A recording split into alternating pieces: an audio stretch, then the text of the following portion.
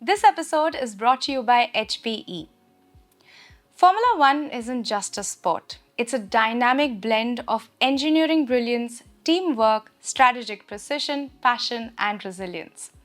It serves as a benchmark for innovation not just in motorsports, but across industries worldwide.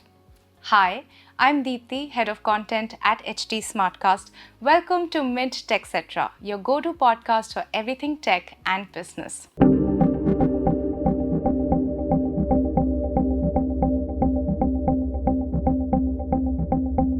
Today, we discuss how technology plays a pivotal role in shaping the future of Formula One.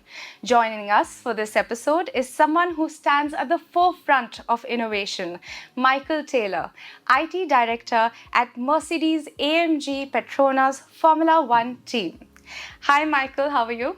Hi, I'm very good, thank you, and it's a pleasure to be here. It's a pleasure to have you here. I mean, it's so amazing to host you in India. How's your journey been so far? My journey's been seamless. It's been absolutely fantastic. Thank you. Lovely. All good so far. Hopefully, it will continue along that same vein as we progress through today and Fingers tomorrow. crossed. Indeed. Now, before we dive into this discussion, I must confess that there are many people in my life, including my brother and my father, who'd give an arm and a leg to be here. So I'm going to try and do justice to the passion that they have for the sport. And I hope you'll help me along the way. I'll certainly do my best, and that's very kind of your brother and your father as well, to be so kind. Thank you. With that, here we go. Michael, Formula One teams operate in environments where every millisecond matters and the stakes are incredibly high.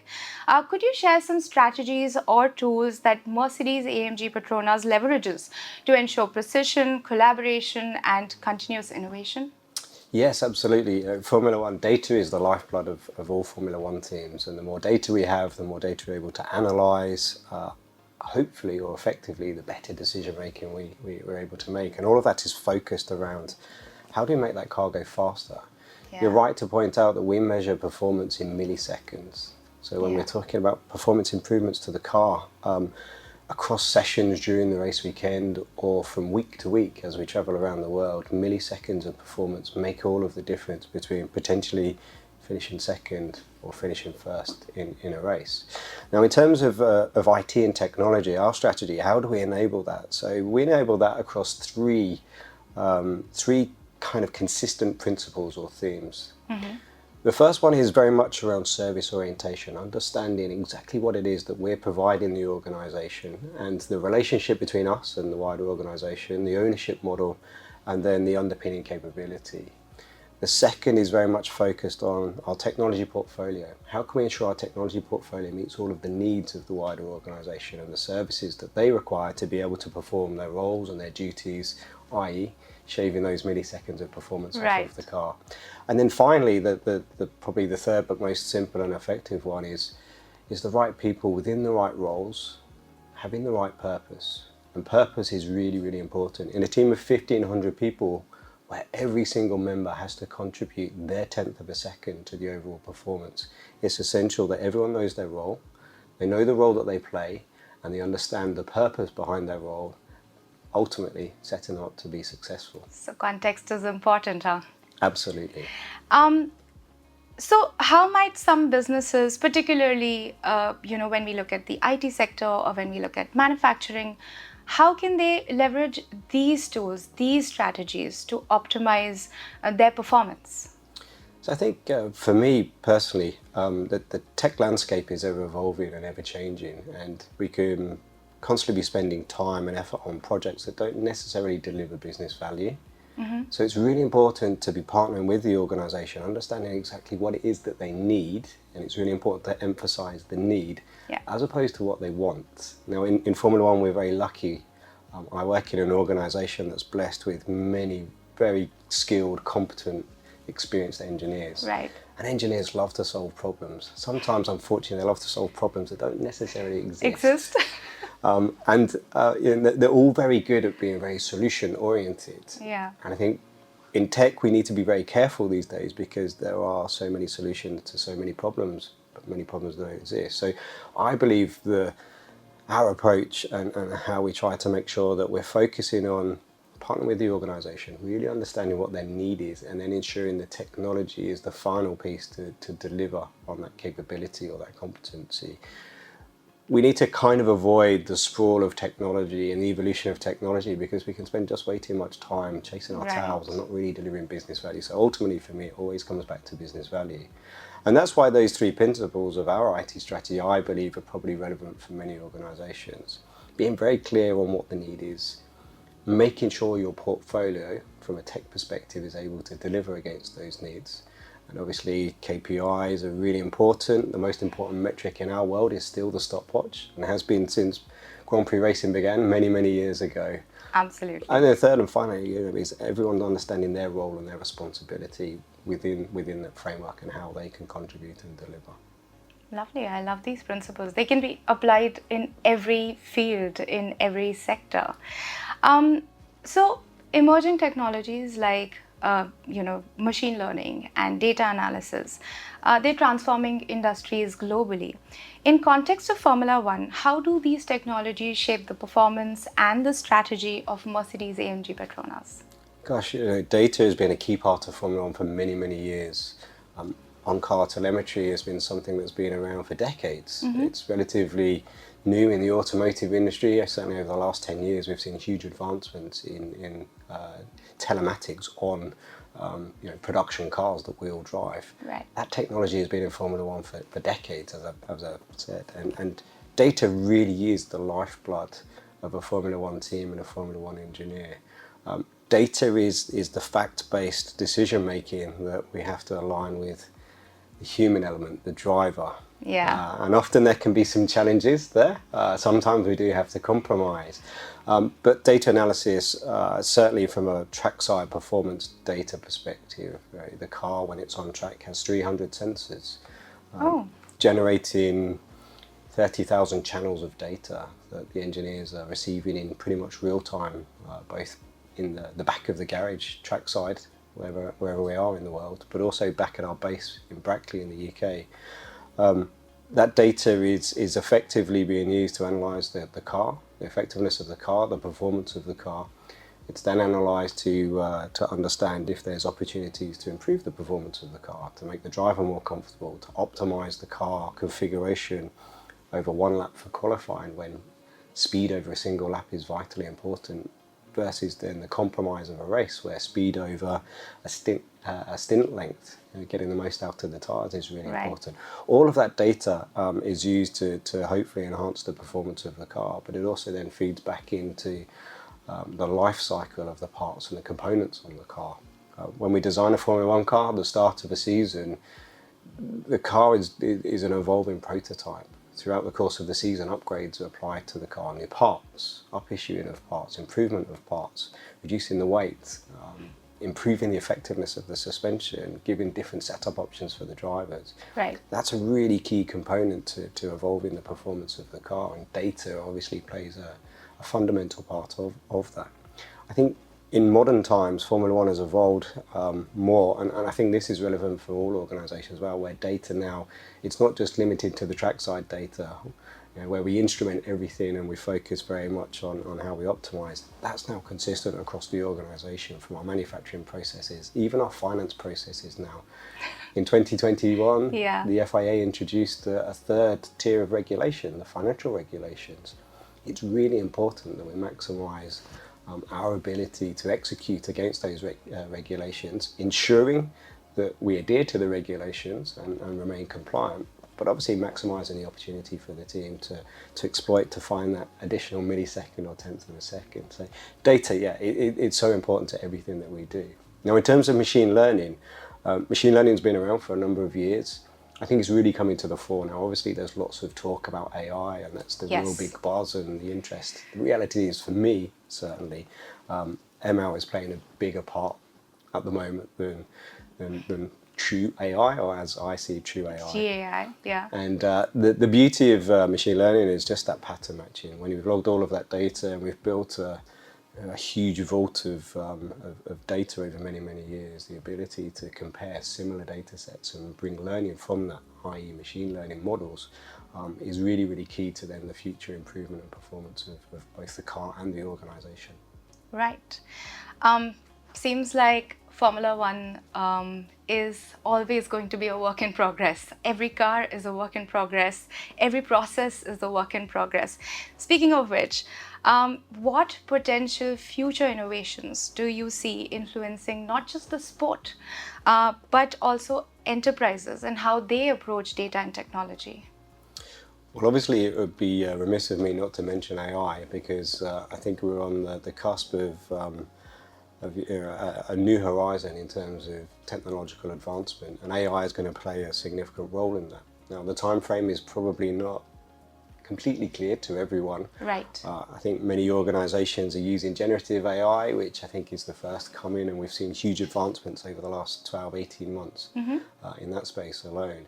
I think AGI, though, will be the big step forward, where we're able to truly maximise the ability, the thinking power of artificial intelligence and bring improvements in that way. But I think generally the world is evolving across the board, and certainly from a tech perspective in Formula One, it's not just limited to Moore's law type technology where the iteration and improvement of processors and memory, yes, they're really beneficial and great, but there's so many other things happening in the world.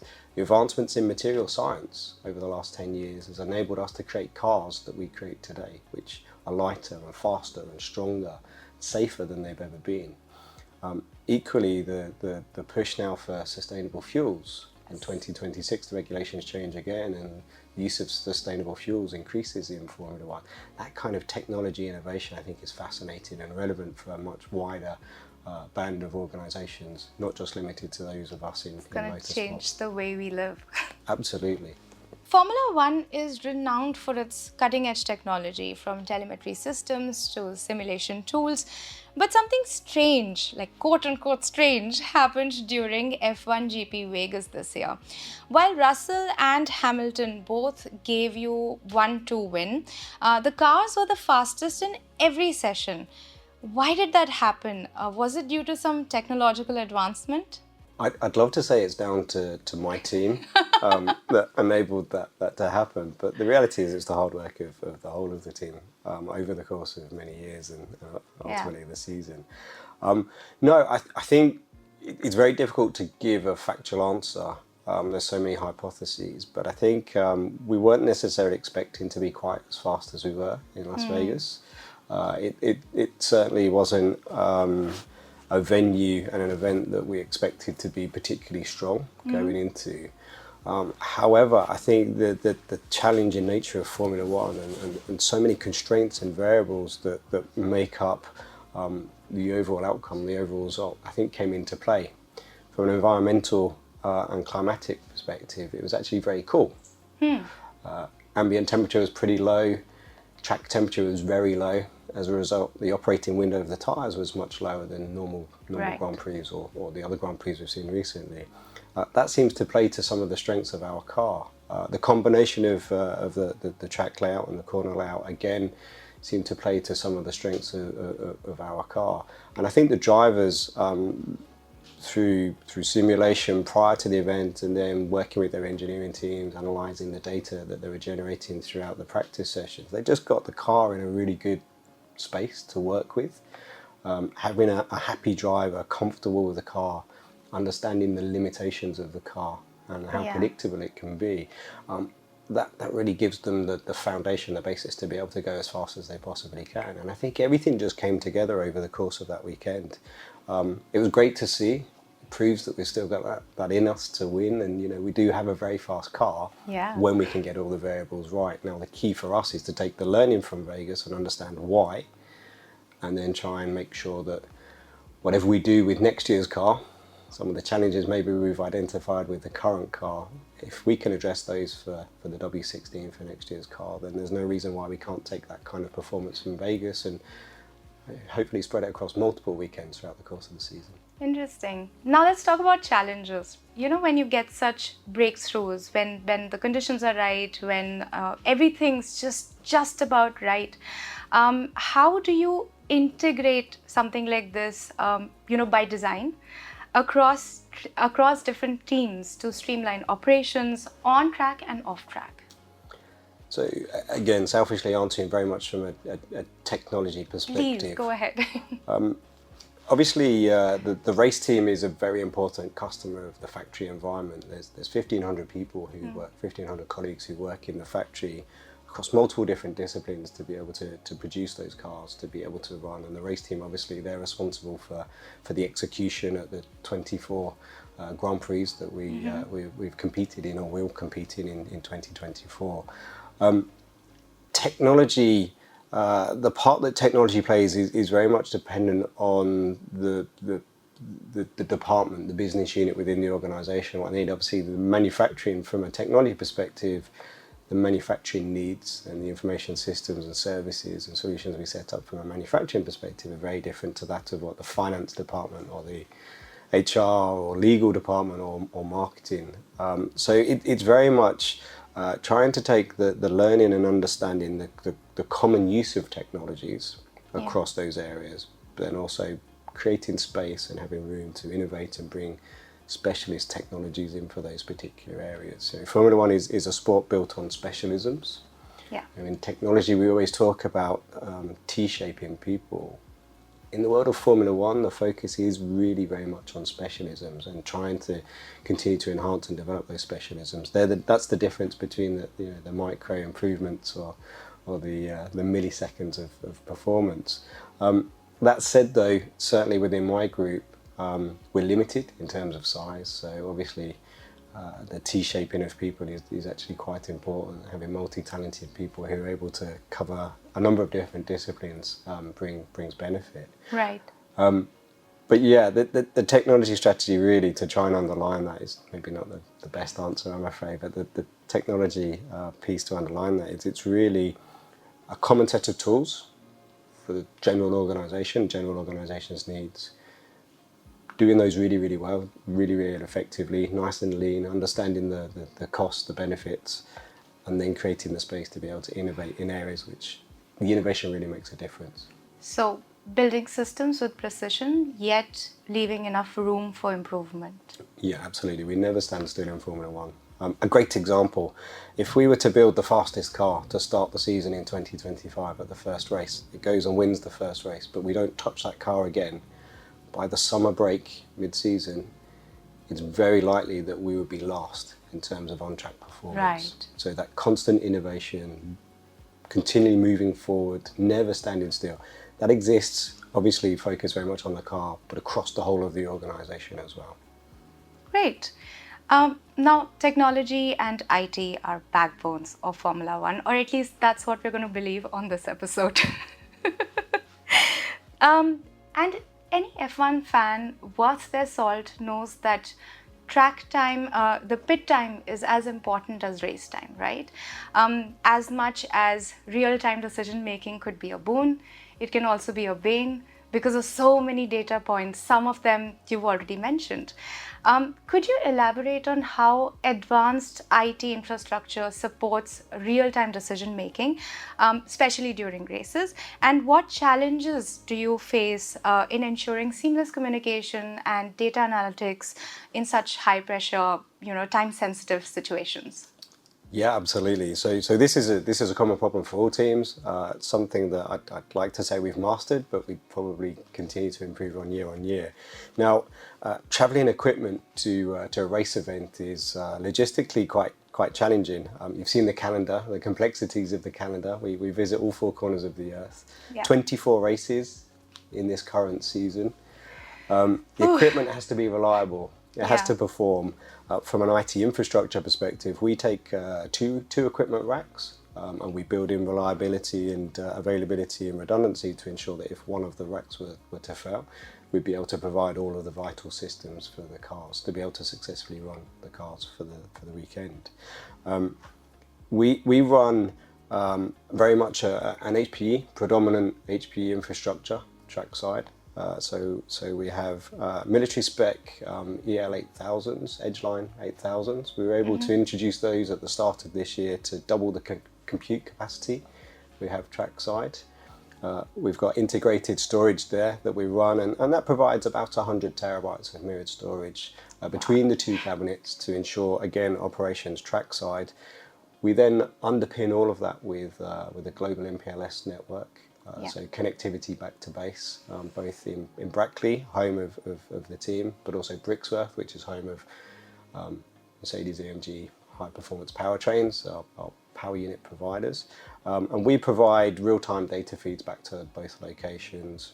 We have engineering teams based there, ensuring they're able to collaborate in real time on a closed-loop intercom system, a private intercom system with their counterparts at the track, adding context, even able to engineer the drivers if they need to from that location. So to talk direct to the drivers whilst they're on track on the radio is possible. All of the technology that underpins that is obviously vitally important to the team's operations, and the trackside environments, we go to some really exotic locations. Unfortunately, we don't have the benefits of a nice data center, a nice controlled environment. So we do have challenges often with equipment, the longevity of equipment. It's on aeroplanes bouncing around the world, some things traveling sea freight. It's in the back of a garage, which becomes very hot and very dusty and very noisy at times. So the performance and the reliability of the equipment is really, really important. Absolutely, yeah. And then obviously there's the connectivity piece as well. So it's not just the engineering teams trackside and the mechanics and everyone who looks after the car. We need to connect all of our guests. We need to connect our marketing facilities, our marketing teams. There's many different teams and many different people who travel to an event. We can have upwards of 100, 150 people for some of the larger events where we're hosting large hospitality. Right. There's all sorts of unique experiences that we provide for our partners and for their guests as well, and they often are underpinned by technology. So the complexity seems to increase year on year. The demands and the expectations increase as well, and obviously we partner with the best organisations. We're very lucky, we have a very strong technology portfolio of partners that we work with, and we partner with them because they really help us solve right there on you. business problems. Yeah, absolutely. They are generally there as a partner helping us solve genuine business problems, which I think is what keeps the partnership really exciting, but also very credible, very relevant. Michael, you've been with the Mercedes-AMG Petronas Formula One team since 2015. And if I'm not mistaken, from 2014 onwards till date, this time period is considered the golden tenure for your company.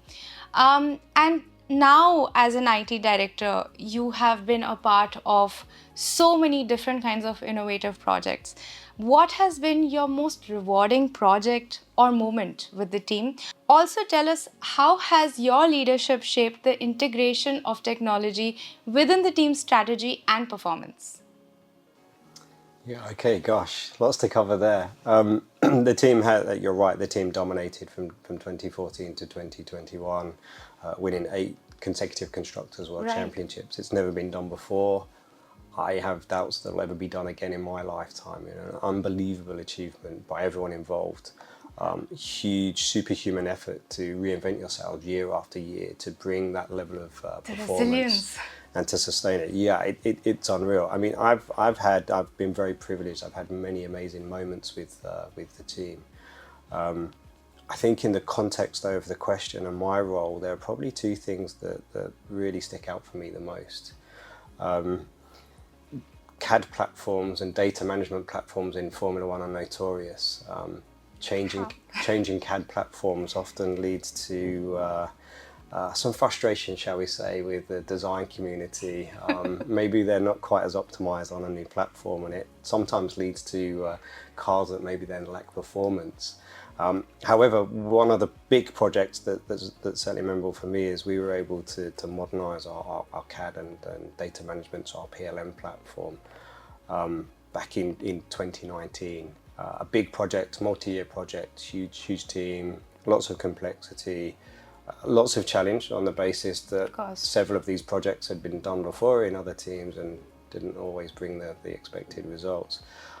Fortunately though for us, I think we either got lucky or did a good job or a combination of both. But The most successful car I think we've ever developed, that was developed first time on the new platform, and that was our 2020 car. It was an unbelievable machine, really super successful, and nicely linked to the COVID era as well, the pandemic. I think that's the second most memorable thing for me in 2020. Organisationally, Formula One teams traditionally operated as a factory. You know, we still have a working factory environment with office space around. The culture of a Formula One team is very much based on in-person working. So when 2020 came along and we unfortunately were told that we needed to go home and take a break, the challenge from a tech perspective was how do we enable a workforce that's traditionally factory-based to become an army of remote workers. I think for probably 2 or 3 months early on in 2020, as the pandemic kind of developed and evolved in Europe and the challenges that it presented, my team were lent on heavily by the organisation to enable that ability to work remotely and continue to operate and innovate and even go racing by mid-2020, you know, against a really complex backdrop. Technology played a huge part in enabling that. It was great. We had amazing support from the wider organisation as well to bring about huge, I would say, digital transformation type change in a relatively short period of time. But it was very much sink or swim. You know, you needed to do that, survive or thrive. Ride or die. Yeah, definitely. And we certainly thrived during that era. And yeah, tech by no means played a small part in that. It was a huge contributor. Could you recall one moment, which was very challenging, and then you thought, this is it, can't do it? Gosh. And then you overcame that. Yeah, I think concurrent VPN connections prior to March 2020, I think our maximum number was 65 people. Bearing in mind that we do have a relatively autonomous workforce where people travel to race events. Right. So 65 concurrent VPN connections. 2 days after our Prime Minister had closed down the country, we had over 600 people connected on a VPN. Many of them had never had equipment to be able to connect on VPN. We certainly didn't have a VPN capable of maintaining 600 concurrent connections, but we did it. We built it. We spent many hours working, long days and long nights. Right. And it was just really a case of everyone reacting and responding and just doing the best they possibly could. So it was a really exciting, really enjoyable time. It was almost kind of a wave of emotion that you ride and enjoy, and then you look back on and think, how the hell did we do that? Yeah, I mean, who could have thought a small thing like a VPN connection?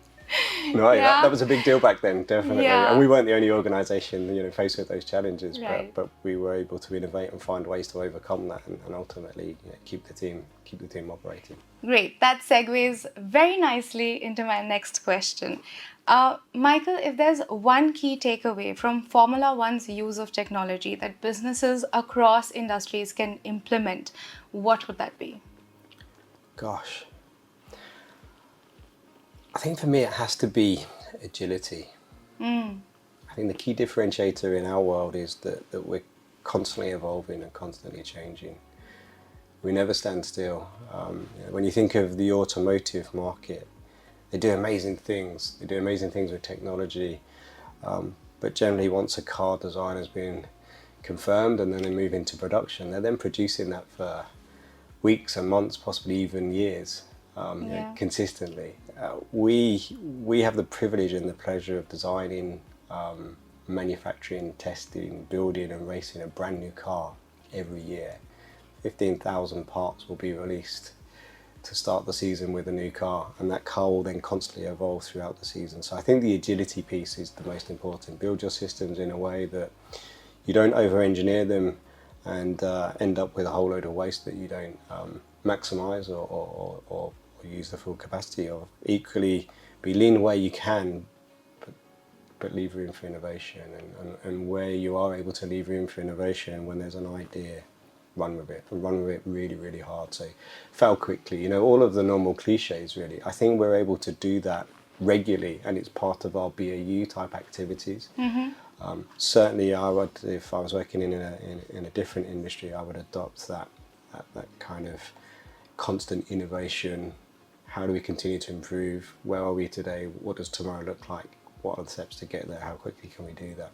And just that constant moving mindset, I think, would be a key thing. So just coming from a layperson's point of view, right? We are talking about one car over here. But when we talk about manufacturing industries, we talk about IT, like you rightly said, we are talking about scale. How do we adapt that, the agility to scale? So I'm probably not best placed to answer with authority on that question, although I'll give my perspective if that's Please okay. do. So for me, scale is relative. When we talk about organisations that have to operate at scale, they're generally set up to operate in that way. It's based on the size of the organisation, the number of people, the size of the IT department, access to budgets, investment, those types of things. I think it's all relative, that if you're able to do something 1,000 times really, really well, yet you only need to do them once, where's the kind of issue in that? So I think the agility piece is constantly challenging and always thinking and looking for the next step improvement. What does the next step improvement look like? How do we get there?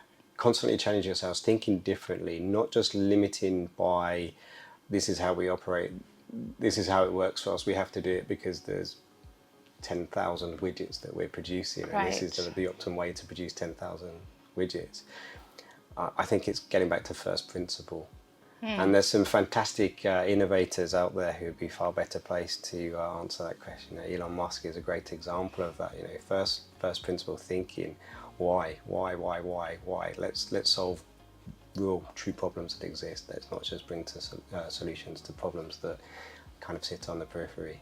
So I think at scale, you can definitely use some of those skills to be able to help bring Absolutely. agility and constant improvement. Awesome. And now it's time for the fan question. So this person who sent in the question, I actually got many questions. Okay. This one seemed to be the most relevant and also the most interesting for this conversation. It comes from Parv Srivastava. He's a colleague. And he says, we understand that cars sometimes are built keeping in mind the driver, right? Or at least that's his perception, right? With Kimi Antonelli joining the team in 2025 alongside George Russell, how do you see the team's technical strategy changing, given that this would be Antonelli's first season in F1 and he has to fill in for a legend like Lewis Hamilton? Okay, brilliant. Okay, so Pav? Parv. Pav? Okay, great question. I'd love to say that the technology strategy changes as a result of having a new driver, but unfortunately that's not the case. Our strategy is to build the fastest car consistently. It doesn't matter on the driver. How that will change or how that will evolve slightly with Kimi, you're right in the statement that you make where each of the drivers prefer a slightly different configuration of the car to make sure they're comfortable and able to perform. And I've no doubt Kimi will have some different preferences to George and obviously to Lewis. They have different preferences between themselves today. That's not uncommon in Formula One. It's just something that our engineers normalise and manage throughout the course of the season. Now, the different approach, though, with Kimi, a relative rookie coming into the sport, we have been able to enable, from a tech perspective, some simulator-based testing. So that really is testing in the virtual world, learning about and understanding the car's controls, the steering wheel, the inputs, and also being able to deliver competitive lap times on circuits that we're able to mirror throughout the course of the season, back at base in Brackley, producing that virtual environment. It really is an amazing tool to help drivers develop and evolve and improve, but also to learn controls, learn their engineers, learn systems. On top of that as well, we were able to run what we call our testing of previous cars, and Kimi will have completed a significant number of kilometres over the course of 2024 in a car that's more than 2 years old or 2 or more years old, but on circuits that he will be visiting next year as he goes racing. And those two experiences combined will probably give him the best starting point really as he sets out on his Formula One career in 2025. And we're really excited by Kimi joining the team. It's the chance now to create the next chapter in our story and build the future legacy of Mercedes-AMG Petronas Formula One team. Awesome. And finishing strong, Michael, in your words, was this a dream job, and are there more dreams to accomplish? Gosh, yeah, I sometimes have to pinch myself. I've been in the sport for over 20 years now, and I never anticipated I'd stay longer than maybe a couple of years. My routine wasn't the normal traditional routine to the sport. I was very lucky in terms of not necessarily what you know, but who you know. Working for Mercedes, though, for almost the last 10 years has been an absolute privilege. It's an amazing team, amazing organisation. The brand is super strong, synonymous with success. We've had some unbelievable experiences on track. We're led by an absolute legend, Lewis Hamilton. Absolutely. A role model for all of us to aspire to be. So it's been, it's been a dream after dream after dream, really. But, you know, there's always a new dream, and there's always new ambition to fulfill. You know, we're just closing this weekend in Abu Dhabi. We'll close the chapter with Lewis after 13 years with Mercedes. Yeah. But then a new chapter begins next year, and a chance to write the history books again under a slightly different guy. So it's really, really exciting. I'm a little heartbroken. I think everyone's a little heartbroken. I was all doe-eyed over Lewis. So. Lewis has been an amazing ambassador for the team. He's an amazing ambassador for the sport. He's a role model for everyone who works within both the Mercedes organisation, but also the wider Formula One team. And you know, he's had so much success with the team. We've had so much success with Lewis. It's been a fantastic partnership. But all good things, naturally have to come to an end at some point. And obviously, we wish him well.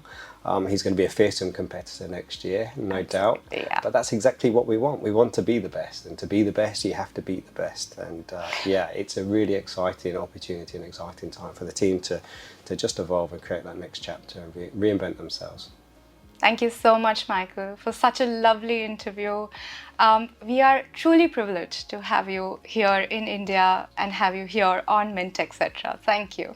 Thank you for having me. It's absolutely fantastic to be here. I'm really excited to be here. Of course, the pleasure is all ours. To our listeners and viewers, thank you so much for tuning in to this special episode of Mint, etc. Stay tuned for more insightful conversations as we keep on bridging this gap between industries and technology. This is your host, Deepthi, signing off.